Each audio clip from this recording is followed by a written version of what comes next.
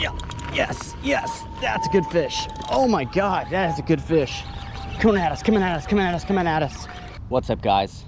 Back out at the bayou again today. I love fishing Houston's bayous, and we're throwing big baits for big predators. So this is what I'm about to chunk out there. Huge piece of mullet on a big circle hook. We spent the morning catching these, and even had a little bit of an accident while doing it.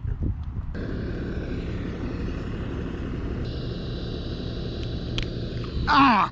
Ha! 1, 2, 3. God! Ah! Huh!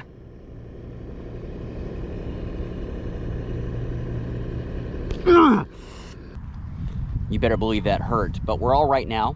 I've seen some alligator gar in here, and the catfish are always on the bottom. So let's toss this out and see what happens.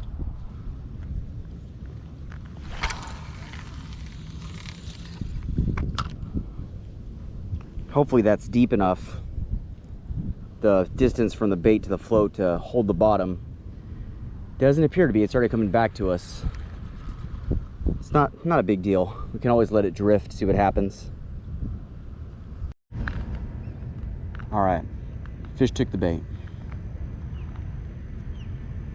Oh, but the float popped back up. He's got it. He's not acting like he's a huge fish. Oh my God, he's gonna be over to the left somewhere. Okay. Ah. Huh. All that suspense. All that suspense, and it's just a little catfish.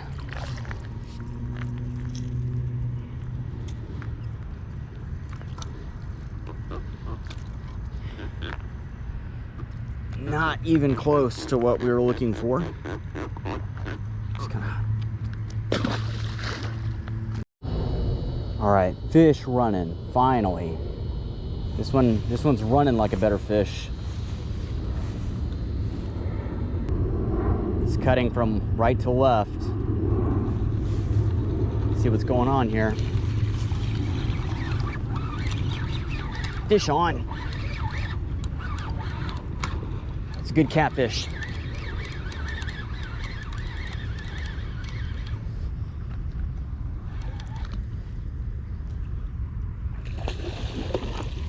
Yeah, it's a good blue cat.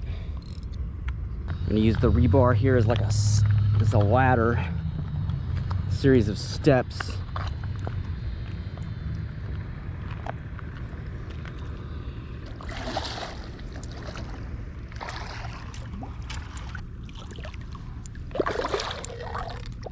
Hold still, buddy. Yep.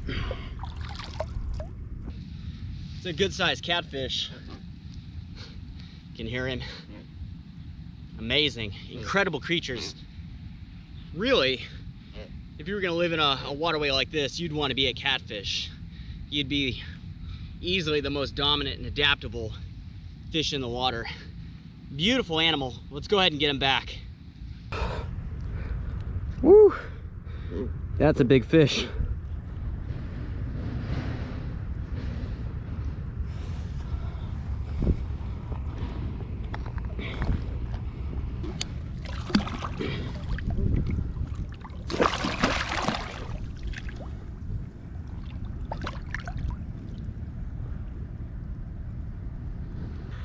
I love catching catfish, and I love catching big catfish. The small ones can be annoying sometimes, but when you catch a big one like that out of these bayous, just great.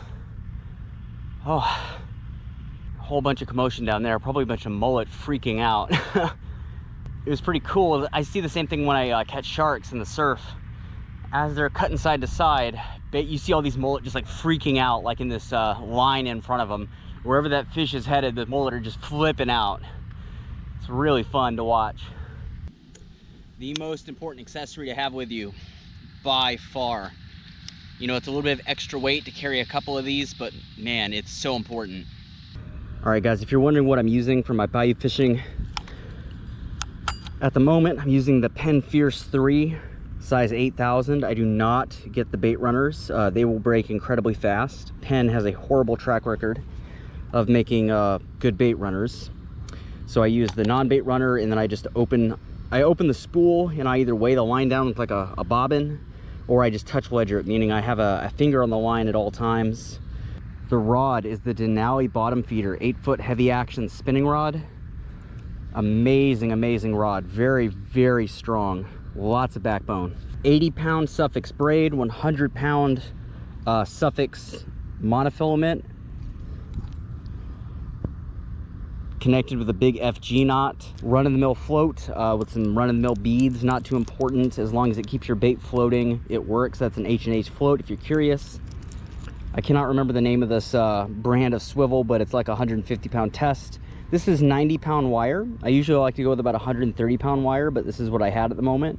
90-pound PVC coated wire, coming down to a size 8/0 circle hook. And I always take a file to these circle hooks, so I know they're extra, extra sharp. My go-to bait for alligator gar is mullet. A lot of people use a lot of different baits. I like to use mullet, and I like to use small baits. A lot of guys will throw on baits this big, and that works. It does work. Alligator gar will take them, especially the big ones. But I find that animals typically are very, very weary when they're eating. And alligator gar, I have found in these waters, and that's what I care about. You know, if somebody's catching, you know, big gar on the Trinity or somewhere else with huge baits, good for you. Keep that up. Do what works for you. In this water, what I found is that smaller baits, the gar take them much more quickly, and because there's not as much of a payoff, because it's less energy to eat a bait like this than a bait like that, they're not going to spend as much energy swimming away with it. So when they get a small bait, they swim a shorter distance, they take it faster, and that's what I want. So I go with small mullet like this, or small pieces of mullet like this.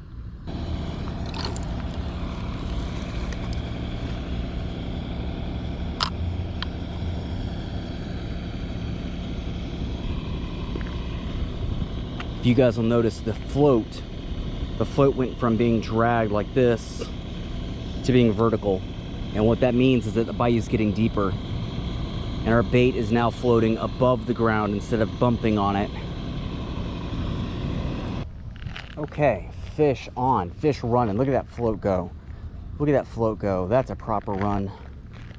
At least I should hope so. Let it go for just a minute. We're next to a pretty wide corner, so I don't want to lose him around the corner.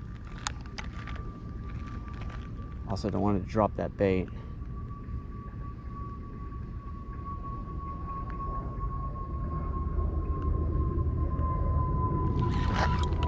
Yeah, yes, yes, that's a good fish. Oh my God, that is a good fish. Coming at us, coming at us, coming at us, coming at us. Lord. Oh. What is that? Oh, it's a catfish. It's a good one. Oh, that's a good fish.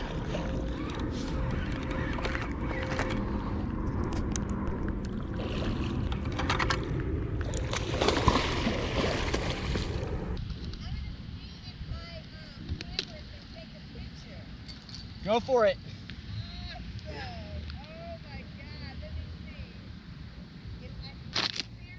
Yeah. Oh. This is a blue catfish. Okay. Wow. Beautiful fish. My son. Your son fish? He loves the fish. Oh, that's awesome. Let's get it back. He was like, wow, that's huge. Ugh.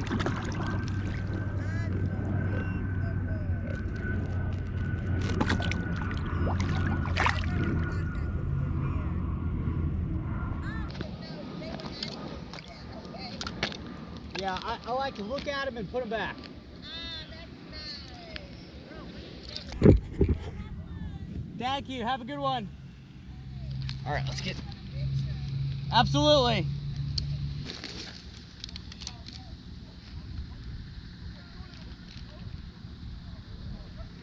I love that. I love when people realize that there's such cool animals right under their feet. That's what started this whole YouTube channel.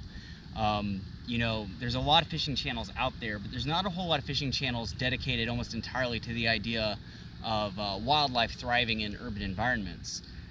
That is my favorite thing to do on this channel. is show people like, hey, you see this waterway that's right next to your apartment complex, or like right under the highway you drive on? There's massive animals hiding in it. So cool. All right, well, that's gonna do it for us today, guys.